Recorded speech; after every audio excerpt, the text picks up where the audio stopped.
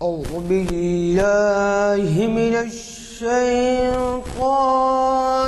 الرجيم.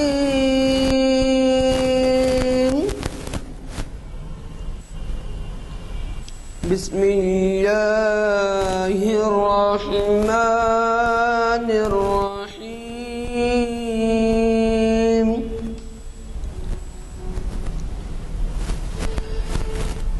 يا أيها الذين آمنوا لا تلهكم أموالكم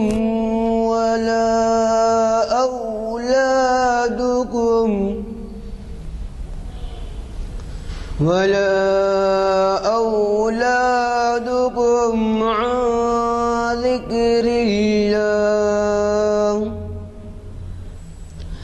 ومن يفعل ذلك فأولئك هم الخاسرون. وأنفقوا مما رزقناكم من قبل أن يأتي أحدكم الموت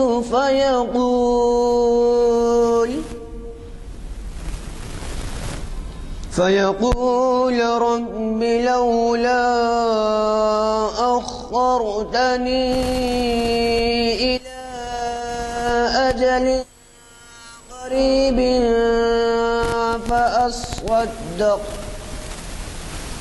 فأصدق وأكن من الصالحين.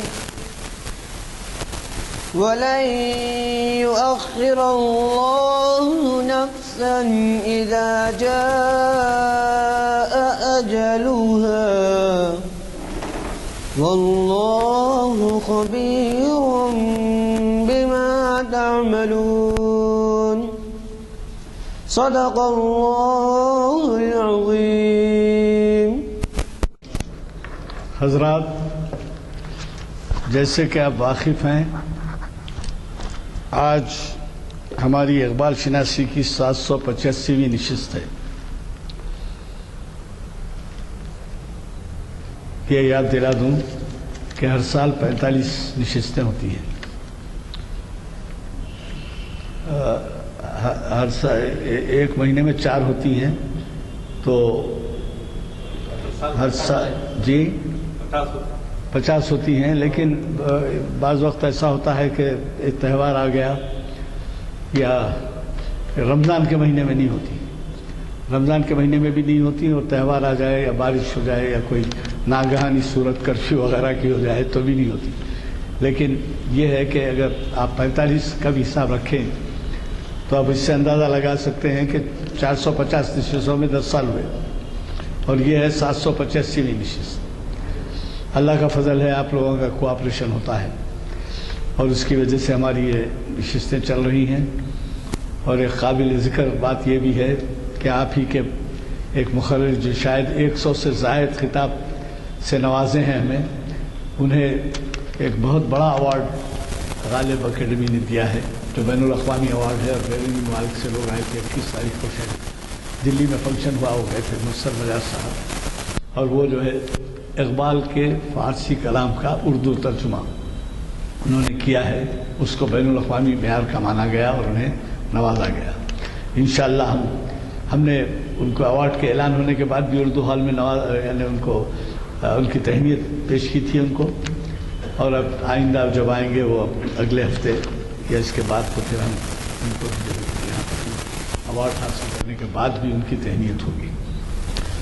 حضرات، یہ محفل آج کی 24 دسمبر 2014 مطابق 30 صفر 1436 ہجری بروز چہارشنبہ بعد نماز عصر جامع مسجد عالیہ گن فاؤنڈری کے کانفرنس ہال میں منعقد ہو رہی ہے. مجھے یہ تفصیلات اس وجہ سے بتانی پڑتی ہیں کہ یہ ہمارے ویب سائٹ پر بین الاقوامی طور پر دیکھا جاتا ہے. تو آج ہمارے درمیان آپ کے جانے مانے اسکالر جناب محمد ضیاء الدین نیر صاحب تشریف فرما ہیں اور انہوں نے خود یہ عنوان دیا ہے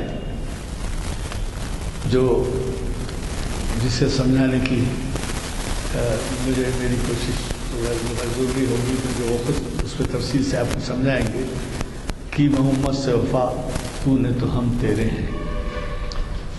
میں آپ حضرات سے گزارش کروں گا کہ جو اگلے ہفتے کے پروگرام ہیں اس کے اعلامیے چھپ کے آ گئے، زیادہ سے زیادہ اعلامیے لے جائیے اور کوشش کیجیے کہ آپ ہمارے یعنی اقبال کے چاہنے والوں، اقبال پریمیوں تک پہنچے اور یا مساجد میں لگانا ہے لگائیے تاکہ لوگ جو ہے اس سے استفادہ کر سکیں۔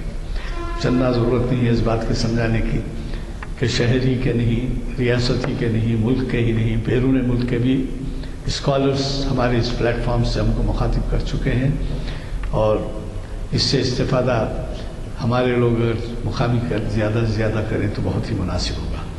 میں ہمارے آج کے مخیر صاحب سے گزارش کروں گا کہ وہ شہر نشین پر تشریف لائیں۔ جی صاحب، ہاں انصاری آئیے۔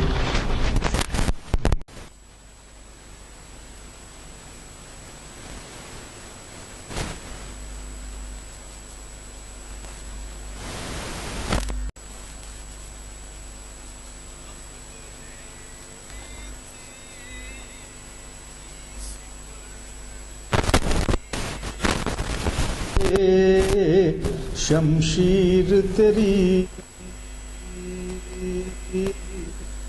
میرے درویش، خلافت ہے جہانگیر تیری میرے درویش،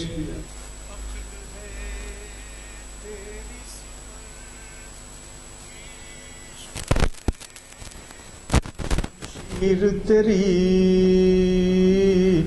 میرے درویش، خلافت ہے جہانگیر تیری، ماں سوی اللہ کے لیے آگ ہے تکبیر تیری، ماں سوی اللہ کے لیے آگ ہے تکبیر تیری،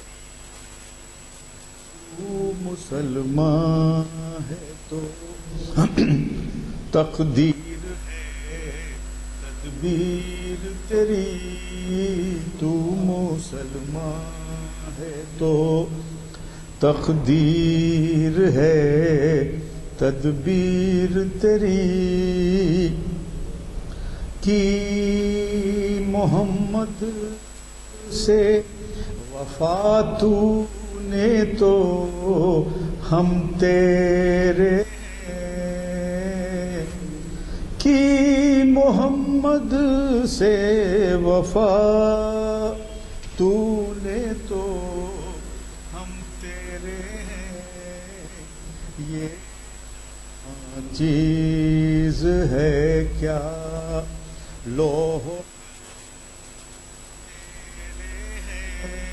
یہ جہاں چیز ہے کیا لوح قلم تیرے عقل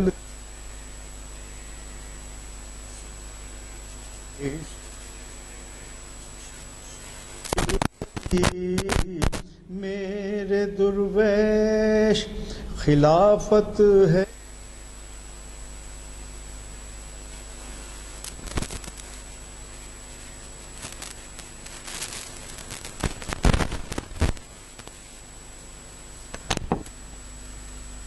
بسم اللہ الرحمن الرحیم۔ محترم علی جناب غلام میردانی صاحب،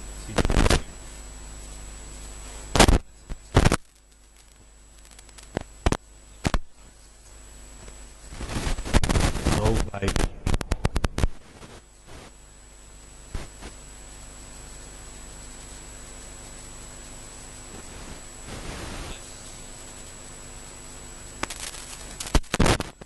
عنوان ہے. بہت معروف شعر ہے علامہ اقبال کا. بہت سارے بچے بھی بڑے بھی سبھی جانتے ہیں، اور خصوصاً محافل اقبال شناسی میں شرکت کرتے کرتے آپ کو بھی اندازہ ہو گیا ہوگا اور یقیناً آپ کا مطالعہ بھی ہوگا کہ حضور اکرم صلی اللہ علیہ وسلم سے علامہ اقبال کو والہانہ عقیدت تھی. رشید احمد صدیقی بڑے نامور ادیب، نقاد اردو کے، علی گڑھ یونیورسٹی کے ہیڈ آف دا ڈپارٹمنٹ رہے اور کئی کتابیں انہوں نے لکھی. انہوں نے بہت صحیح کہا کہ لوگ کہتے ہیں کہ اقبال عاشق رسول ہیں، اقبال کو محمد صلی اللہ علیہ وسلم سے والہانہ محبت ہے، لیکن میں یہ کہتا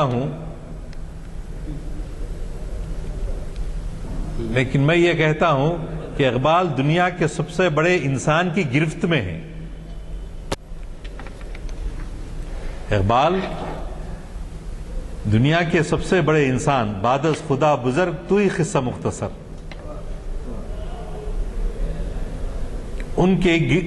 آپ ان کی گرفت میں ہیں.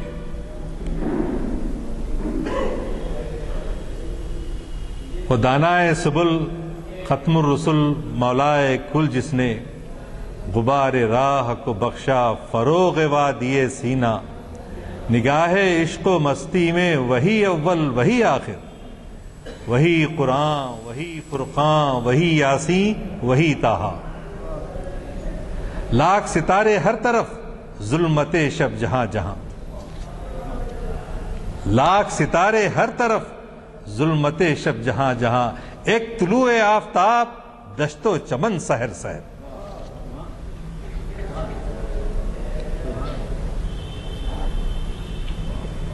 وہ نبیوں میں رحمت لقب پانے والا، مرادیں غریبوں کی بر لانے والا، مصیبت میں غیروں کے کام آنے والا، وہ اپنے پرائے کا غم کھانے والا.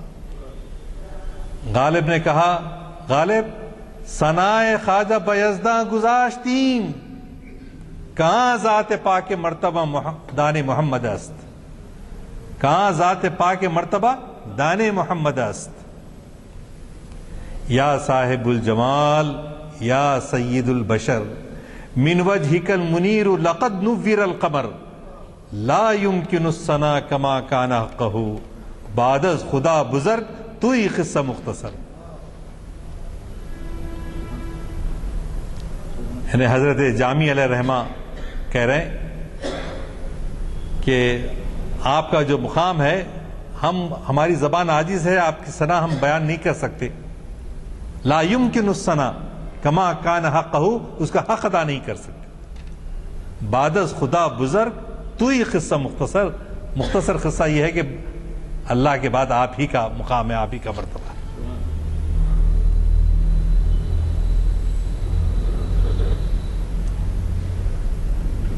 بلغ العلا بکمالہ، کشف الدجا بجمالہ، حسنت جمیع خصالہ، صلو علیہ وآلہ.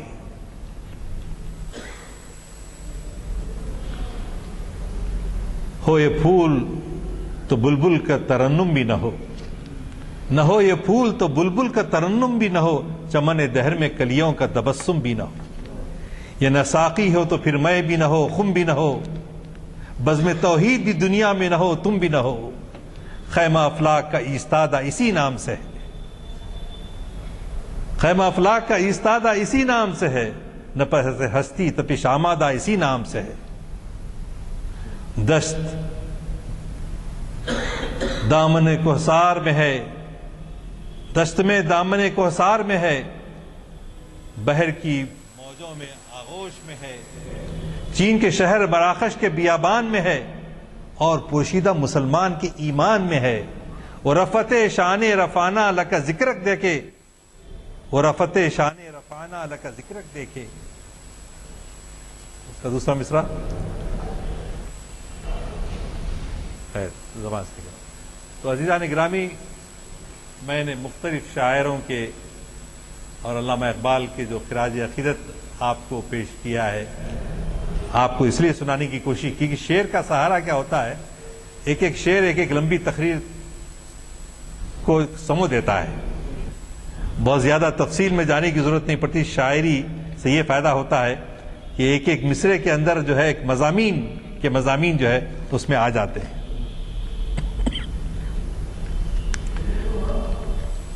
آپ دنیا میں دیکھیں کہ اللہ نے انسان کو پیدا کیا، انسان کو پیدا کرتے ہی اس کی ہدایت کے لیے نبی کو بھی بھیجا. پہلا انسان حضرت آدم، اور وہی انسان نبی بھی ہے، رسول بھی ہے، ہدایت دین. یعنی اللہ میاں دنیا میں انسان کو بھیج کر آزاد نہیں چھوڑ دیے بلکہ ان کی ہدایت کا ساماں کیا. اور لاکھوں انبیاء آئے، سینکڑوں مذاہب بنے، لیکن ہر ایک کا جو ہے میدان کیا تھا، کسی خاص زمانے کے لیے تھا، کسی خاص وقت کے لیے تھا. اور یہ آئے زمان کے ساتھ ساتھ مکان بھی مقید تھا، کسی خاص علاقے کے لیے آئے، اور اس علاقے سے آگے وہ بڑھ نہ پائے. حضرت عیسیٰ علیہ الصلوۃ والسلام جن کے دین کو، جن کے مذہب کو ساری دنیا میں پھیلانے کی صحیح کی جا رہی ہے، کوشش کی جا رہی ہے، لیکن وہ صرف بنی کنعان کی چند بھیڑوں کو راہ راست پر لانے کے لیے بھیجے گئے تھے، اور بنی کنعان کی ایک تشنہ ہدایت گڑیا کو آپ کے پاس سے بے نیل و مرام لوٹنا پڑا تھا. لیکن صفِ انبیاء میں صرف اور صرف محمد رسول اللہ صلی اللہ علیہ وسلم ہے، جو کسی خاص زمانے ہی کے لیے نہیں، جو کسی خاص علاقے کے لیے ہی نہیں، بلکہ سارے زمانوں کے لیے، ہمیشہ ہمیشہ کے لیے اور ساری کائنات کے لیے جو ہے نبی بنا کر بھیجے گئے. اور قرآن کی شہادت کے ساتھ وَمَا أَرْسَلْنَاكَ إِلَّا كَافَّةً لِلنَّاسِ بَشِيرًا وَنَذِيرًا، وَمَا أَرْسَلْنَاكَ إِلَّا كَافَّةً لِلنَّاسِ بَشِيرًا وَنَذِيرًا، ساری انسانیت کے لیے آپ بشیر و نذیر بنا کر بھیجے گئے، بشارت دینے والے یا جو ہے برائی سے بھٹکنے سے آگاہ کرنے والے، تنبیہ کرنے والے بنا کر بھیجے گئے. اور ایسا کیوں نہ ہوتا؟ اس لیے کہ آپ نے جو جامع دین دنیا کے سامنے پیش کیا، نہ صرف بندے اور رب کے درمیان رشتہ ربوبیت کو مضبوط کرنے کی تعلیم دے رہا تھا، جو نہ صرف حسن اخلاق اور خوش معاملگی کی تعلیم دے رہا تھا، جو نہ صرف اپنے ورثہ کے توریث کا جو حق ہے، اپنی اولاد کا جو حق ہے، اپنے رشتہ داروں کا جو حق ہے، اس کے اصول وضع کر رہا تھا. تو گویا یہ جامعیت اور اکملیت اس پیام کی ایک مکمل موضوع ہے. کاش کہ وقت اجازت دے تو میں تفصیل میں چلا جاتا، لیکن پیغام کو جو اہمیت حاصل ہے، پیغامبر کو بھی ویسی ہی اہمیت حاصل ہے، کیونکہ اس پیغام کو اس نے عملی جامہ پہنا کر دیکھا اور دنیا میں پورے جامع بنا کر پیش کیا. اور جو خصوصیات، وہ امتیازات اس پیام کو حاصل ہیں، محمد رسول اللہ صلی اللہ علیہ وسلم کو بھی وہی مقام حاصل ہے. اور آپ نے ہمیشہ اپنے دعوی نبوت سے پہلے دلیل بنا کر اپنی زندگی کو پیش کیا. پیدا ہونے سے پہلے ہی والد کا انتقال، 6 سال کے ہوئے ماں کا انتقال، 8 سال کے ہوئے دادا کا انتقال. حضرت ابو طالب، بی بی ختیجہ سہارا ہیں، لیکن جوانی کے زمانے میں انہوں نے بھی دنیا چھوڑ دیا. تو انہوں نے کیا میسج دیا؟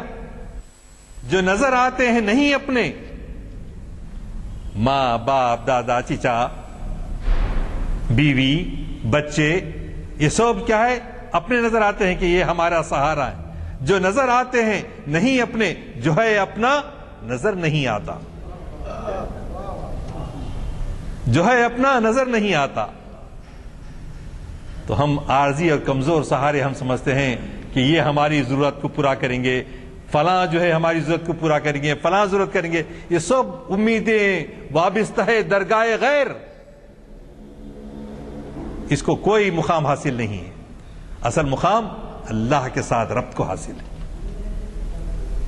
وہ محمد رسول اللہ صلی اللہ علیہ وسلم جن کو بنی ہاشم کے چشم و چراغ کی حیثیت سے، عبداللہ کے یتیم کی حیثیت سے کوئی کڑی نگاہوں سے نہیں دیکھ سکتا تھا، وہ محمد رسول اللہ صلی اللہ علیہ وسلم جن کے حرف فجار میں تیر چن چن کر نبرد آزماؤں کے دینے کی ادا مکے والوں کے دل چھین چکی تھی، وہ محمد رسول اللہ صلی اللہ علیہ وسلم جن کی امانت کی قسمیں کھائی جاتی تھی، جن کی دیانت پر شبہ کرنا گناہ سمجھا جاتا تھا، وہ محمد رسول اللہ صلی اللہ علیہ وسلم جنہوں نے تنصیب حجر اسود کا فیصلہ سرکشان قریش کو اسیر کمند محبت کر چکا تھا.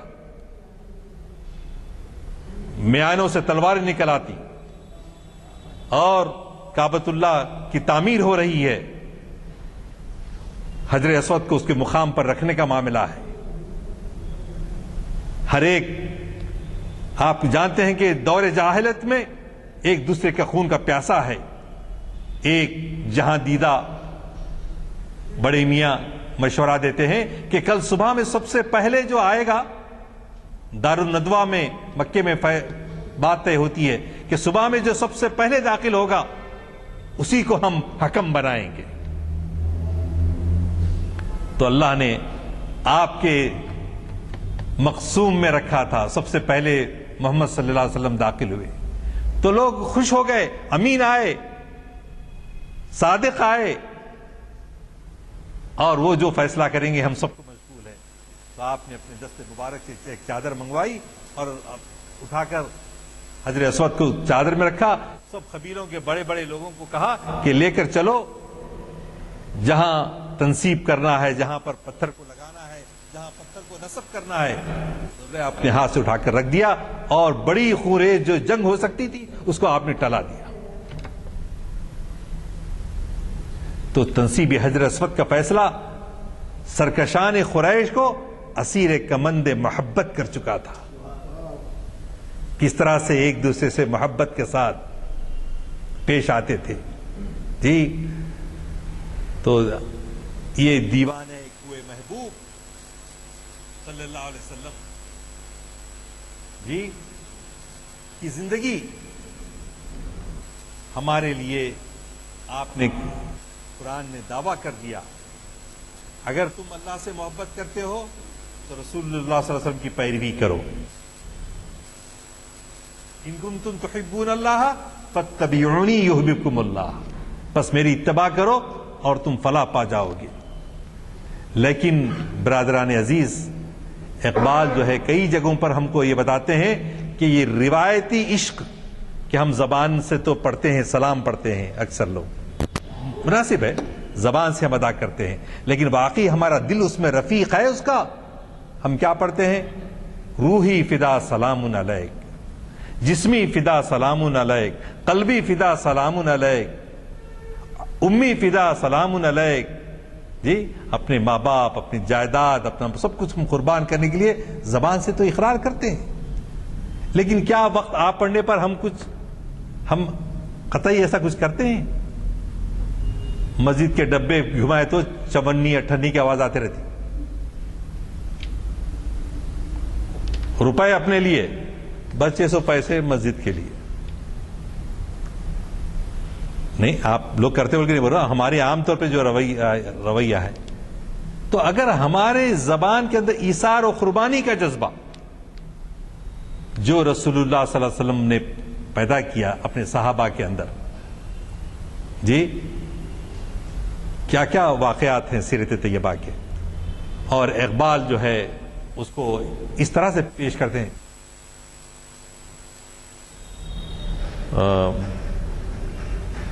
چوں بنام مصطفیٰ خانم درود، چوں بنام مصطفیٰ خانم درود،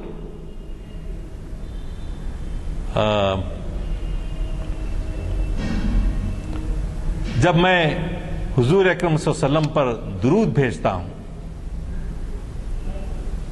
تو مجھے شرم اور حیا آتی ہے کہ میں آپ پر درود بھیج رہا ہوں جبکہ دل میں کئی دوسرے بت جو ہے براجمان ہیں، بیٹھے ہوئے ہیں. عشق می گویت کیا ہے محکوم غیر، عشق پکار کر کہتا ہے کہ تو غیروں کا محکوم ہے. عشق می گویت کہ تو محکوم غیر، سینے تو از مانند بتاں، سینے تو از مانند بتاں دیر، یعنی تیرا سینہ تو جو ہے جیسا مندر میں بت بٹھائے جاتے ہیں اس کا مرکز معلوم ہو رہا ہے. ہمارے بت سے مطلب صرف پتھر کا بت نہیں، پتھر والا بت نہیں، دنیا سے محبت ایک بت ہے، مال سے محبت ایک بت ہے، نفس پرستی ایک بت ہے، جاہ پرستی ایک بت ہے، شہرت کی تمنا ایک بت ہے. یہ سب بت رکھ کے ہم دعویٰ کرتے سینے تو از بتاں مانند دیر، دیر کہتے ہیں بت خانے کو. تیرا سینہ تو جو ہے بتوں سے بھرا ہوا ہے اور تو دعویٰ کرتا ہے محبت رسول. چونکہ ہمارے درمیان خاتون بھی موجود ہیں، حضور اکرم صلی اللہ علیہ وسلم کی بیٹی زینب، دوسری بیٹی رقیہ، تیسری بیٹی ام کلثوم، چوتھی بیٹی بی بی فاطمہ رضی اللہ عنہن. بی بی زینب ان فوائد شباب کو کچھ رشتے آتے ہیں لیکن انکار کر دیتے ہیں.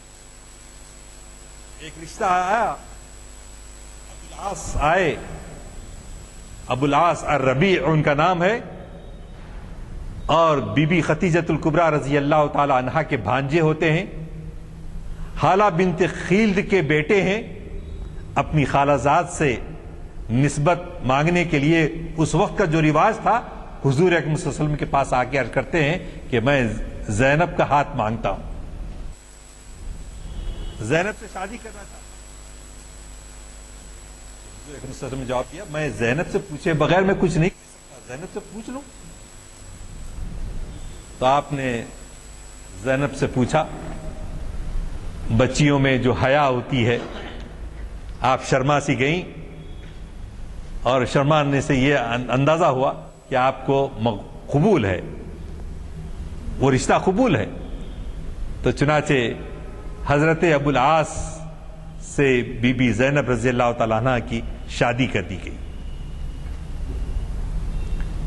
شادی کے بعد ابوالعاص بڑے تاجر تھے، جیسا رسول اللہ صلی اللہ علیہ وسلم شام اور عراق جاتے تھے تجارت کے لیے، لوگ امانتیں دیتے تھے، لوگوں کو لا کے پروفٹ تقسیم کرتے تھے، تو اسی طرح ابوالعاص بھی جو ہے تجارت کرتے تھے.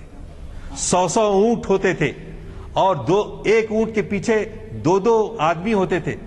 اس طرح سے بڑا قافلہ ہوتا تھا. تو شادی کے بعد 2 بچے بھی ہوئے، ایک کا نام علی رکھا اور ایک کا نام امامہ رکھا، اور اچھی محبت کے ساتھ زندگی گزر رہی ہے. تجارت کے سفر کو گئے، واپس لوٹے تو معلوم ہوا کہ سسر صاحب نبوت کا اعلان کر دیے ہیں، محمد رسول اللہ صلی اللہ علیہ وسلم اپنے نبی ہونے کا اعلان کر دیے. ابوالعاص آئے، آنے کے بعد بیوی نے سمجھا کہ یہ بات سے خوش ہو جائیں گے کہ ابا جان نے نبوت کا اعلان کیا ہے.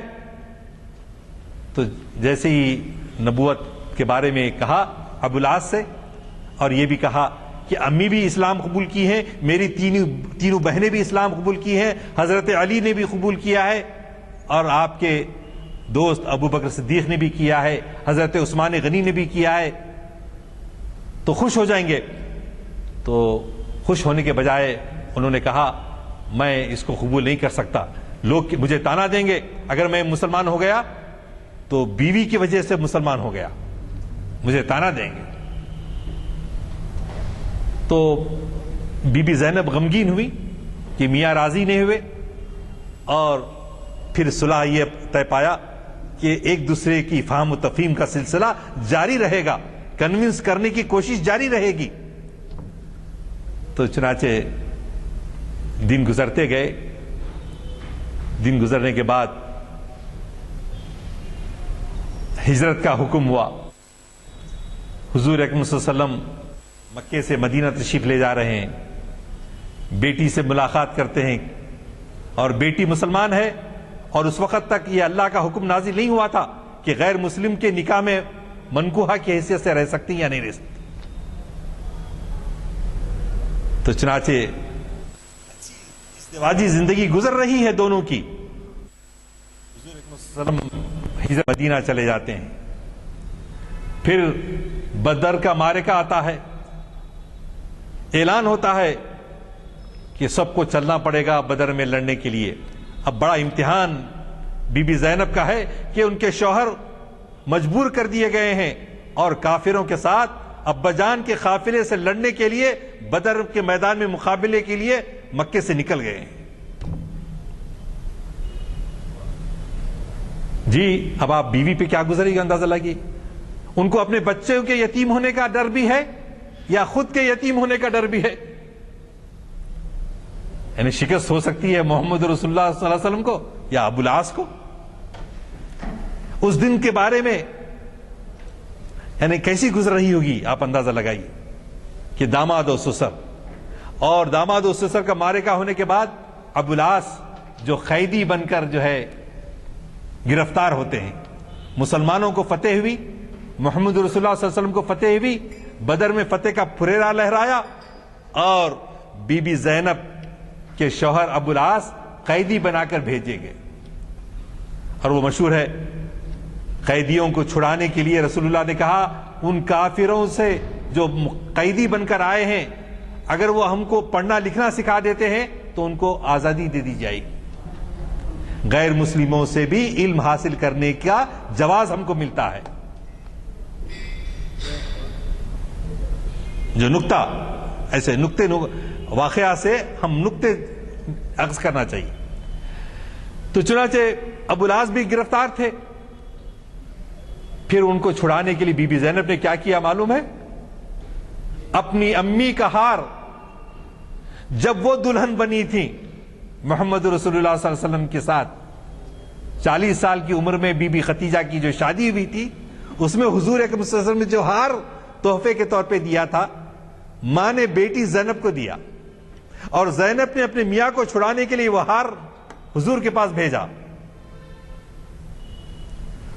اور جب حضور بہت ساری چیزیں آئیں جی یعنی ان کو چھڑانے کے لیے، تو وہ ہار بھی آپ کی آنکھوں کے سامنے آیا۔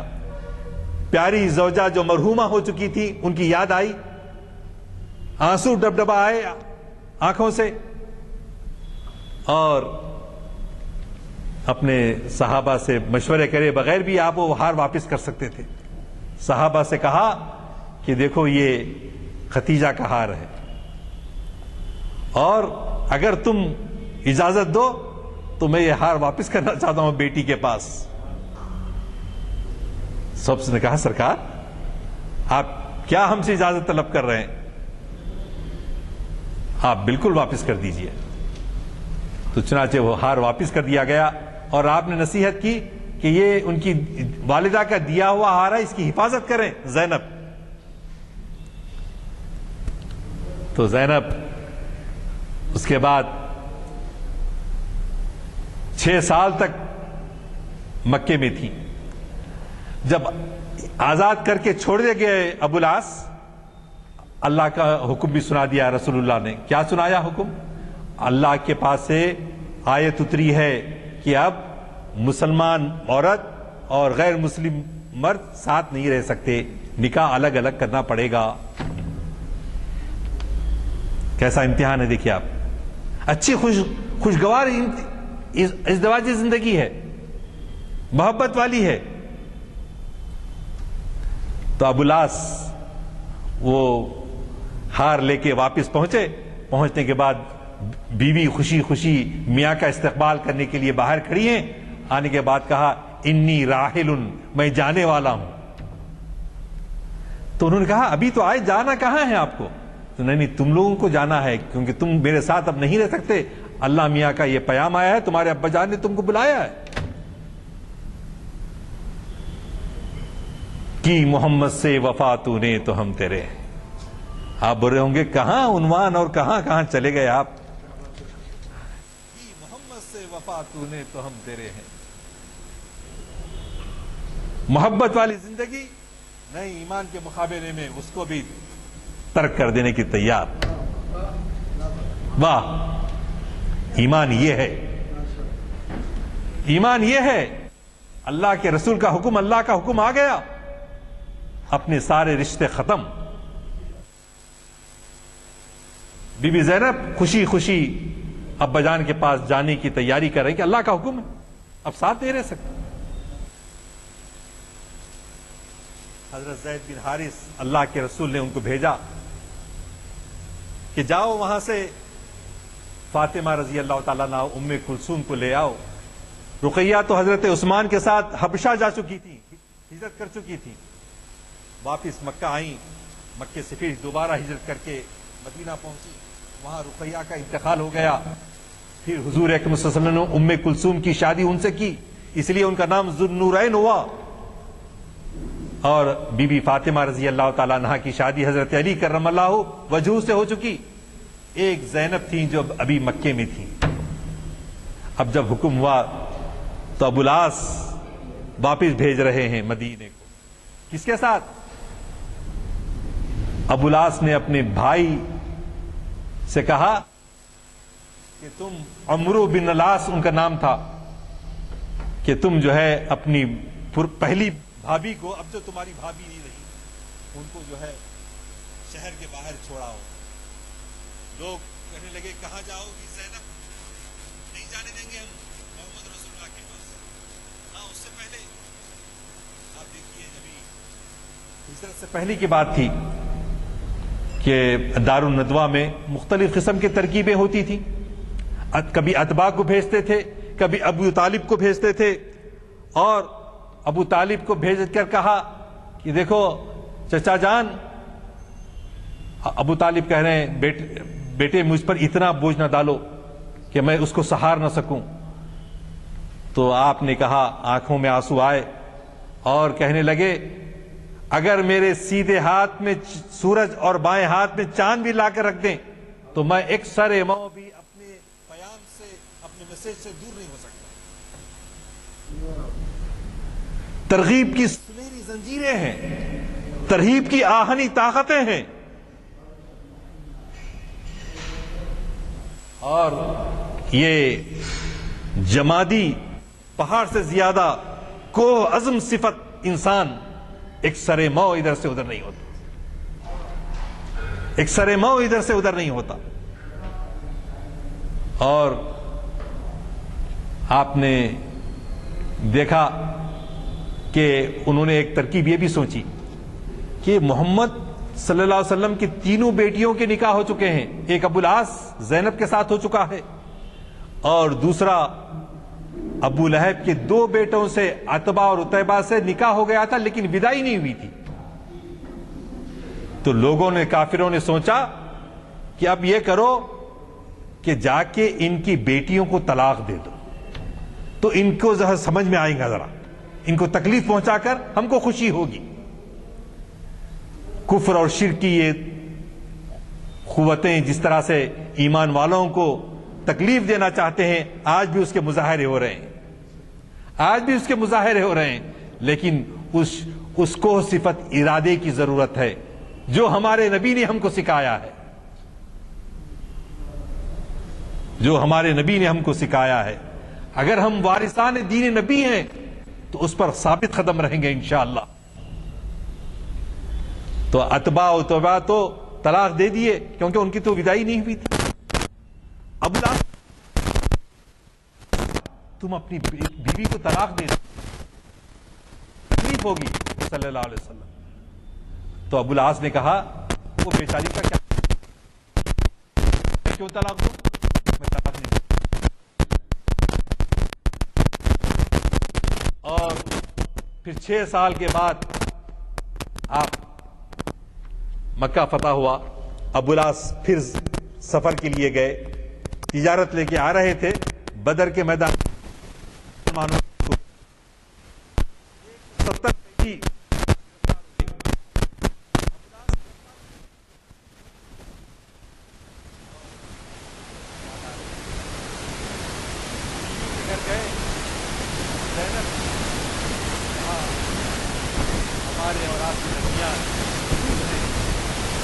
ہمارے درمیان کوئی ازدواجی تعلقات نہیں ہو سکتے.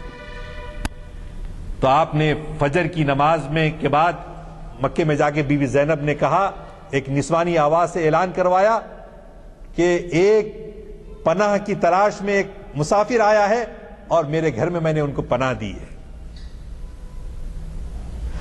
اگر تم چاہو تو پناہ جاری رہ سکتی ہے, ورنہ ان کو جو ہے یہاں سے شہر سے نکال دیا جائے گا.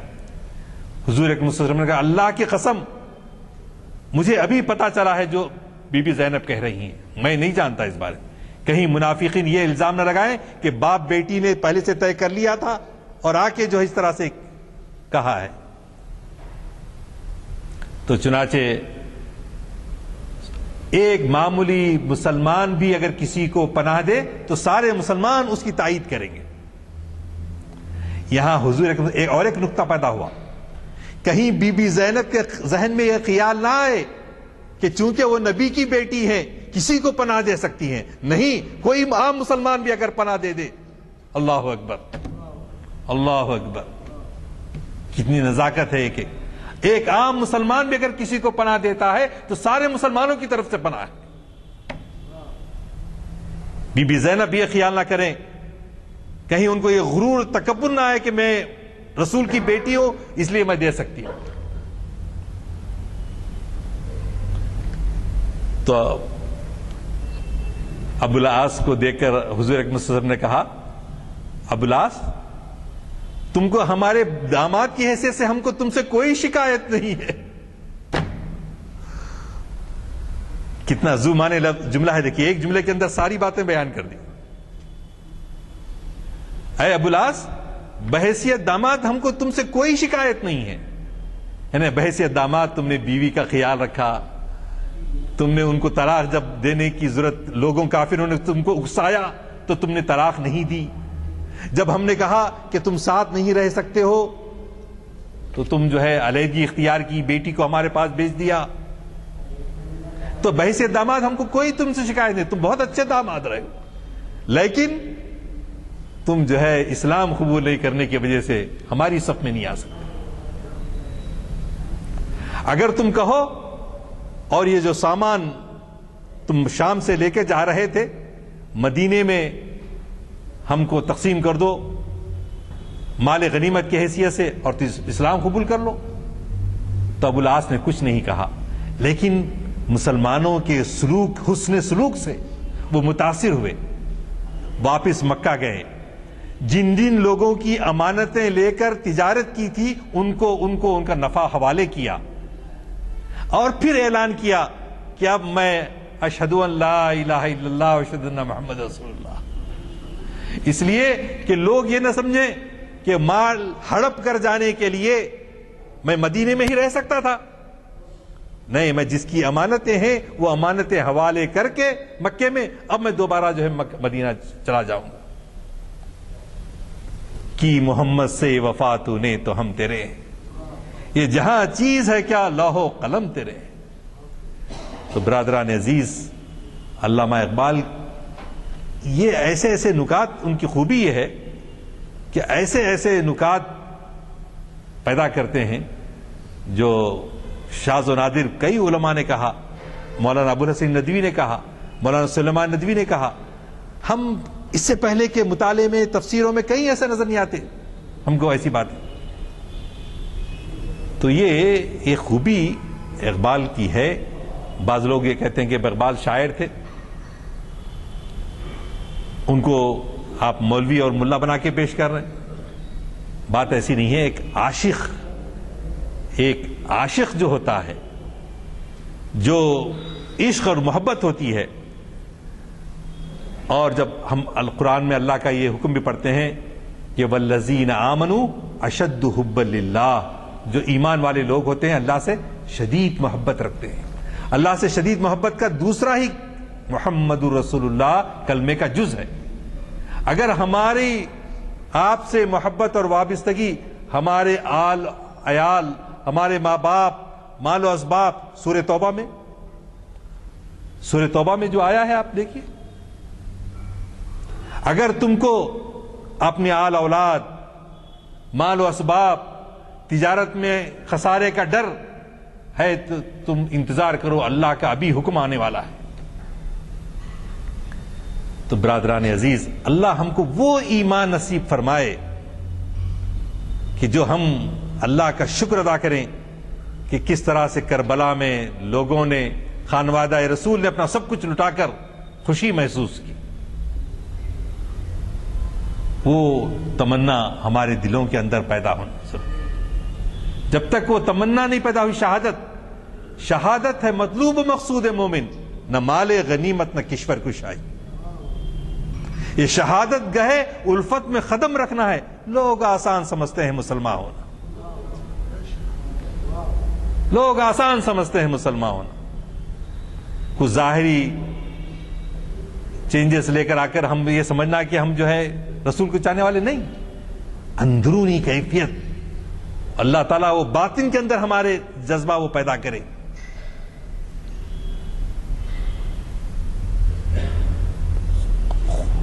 خدائے زندہ کس کا خدا ہے؟ زندوں کا خدا ہے. ہم جیسے مردوں کا خدا نہیں ہے. ہم مردے ہیں، زندگی نہیں ہے ہماری. چہرے لٹکے ہوئے، متفکر، مفکر نہیں، متفکر،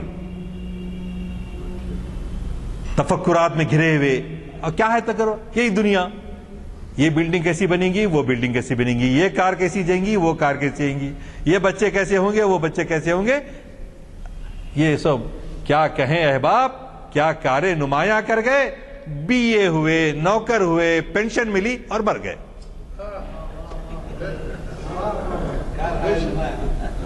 اس کے سوا اور کچھ.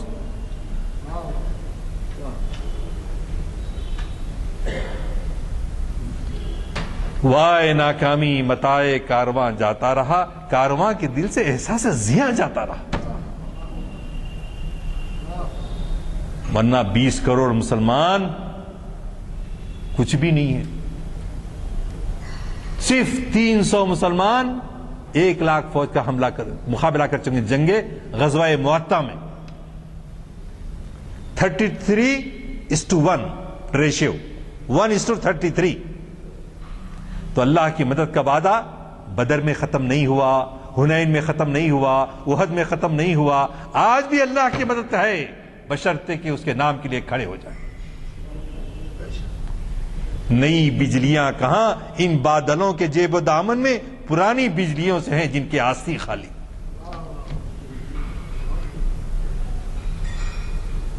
یہ مصرع لکھ دیا کہ شیخ نے محراب مسجد پر، یہ ناداں گر گئے سجدے میں جب وقت قیام آیا.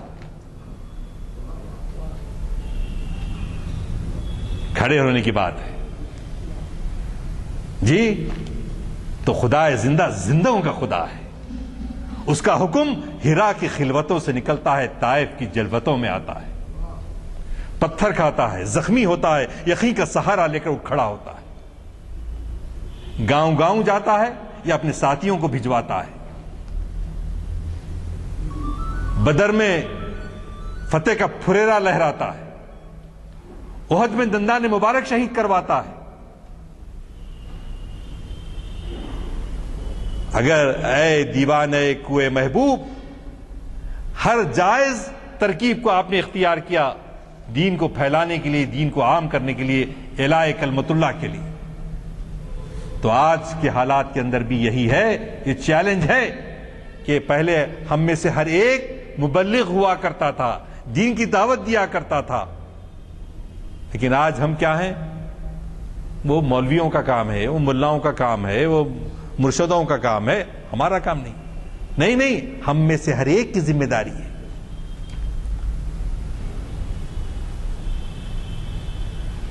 ہم میں سے ہر ایک کی ذمہ. کنتم خیر امت اخرجت للناس تأمرون بالمعروف وتنہون عن المنکر، برائیوں سے روکتے ہیں، اچھائیوں کی تعلیم دیتے ہیں، خیر امت ہے بشرطے کہ تم یہ کام کرتے ہو۔ تو اللہ کی طرف سے انہی لوگوں کو بشارت دی جاتی ہے جو رسول اللہ صلی اللہ علیہ وسلم کی شفاعت انہی کو نصیب ہوتی ہے۔ تو گنبد خضرا کا جو مکی ہے جی، تو اس کے واسطے سے ہمارے دلوں کو ایمان کی حرارت سے معمور کرنا ہے۔ دنیا جو ہے بڑی تیزی سے بدل رہی ہے، دنیا میں انقلابات تیزی سے آ رہے ہیں، لیکن ہم لوگ اپنا مشن فراموش کر چکے ہیں، بھول چکے ہیں۔ کوئی شدھی سے، کوئی سنگٹھن کی تحریک سے متاثر نہ ہو۔ سکھوں کو بھی وہ سمجھتے ہیں کہ ہمارے اس میں آ جائیں گے، نہیں، سکھ ایک الگ آئیڈینٹی ہے اپنی، مسلمانوں کی اپنی ایک آئیڈینٹی ہے، ہم اس میں ایسیمیلیٹ ہونے والے نہیں ہیں، ہم اس میں ضم ہونے والے نہیں، ہم اپنی شناخت باقی رکھیں گے انشاءاللہ۔ اور جب ہمارے رسول اللہ صلی اللہ علیہ وسلم کے ہم غلام ہیں، اور اللہ کی مدد کا وعدہ صرف بدر کے میدان میں ختم نہیں ہوا، آج بھی ہم کو اللہ کے فضل سے ہم پر پورا یقین ہے، اس میں ہماری کتاب، اس میں ایک لفظ بھی کچھ تبدیل نہیں ہوا۔ تو لہٰذا ہم کو ڈرنے تڑپنے کی کوئی شک نہیں۔ لا تخافوہم وخافونی ان کنتم مومنین، تم ان سے مت ڈرو، مجھ سے ڈرو بشرطے کہ اگر تم مومن ہو۔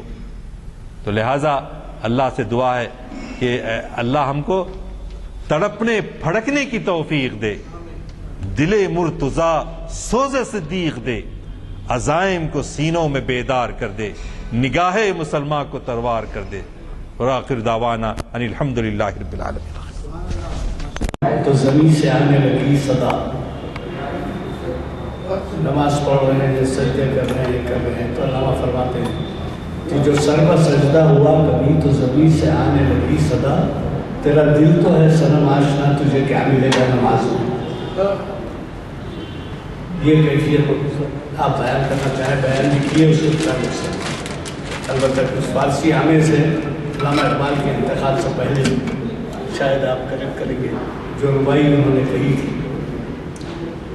نسیم صبح اجاز آیت کے نائب، سرور رفتہ باز آیت کے نائب، سلامت روزگارے ہی فقیرے، روزگار زمانے کو کہتے ہیں، سلامت روزگارے ہی فقیرے، دیگر دانہ راز آیت کے نائب۔ اب وہ مقام ہے سرکار دو عالم کا، اب اس سے اندازہ لگائیے کہ آج کے خطاب میں کتنی پرمس باتیں کہی گئی ہیں، دعا ہو چکی ہے، آپ نے کچھ کہا ہے اس سے استفادے کی کوشش کیجیے، اس پر عمل کرنے کی کوشش کیجیے۔ میں پھر بات خاص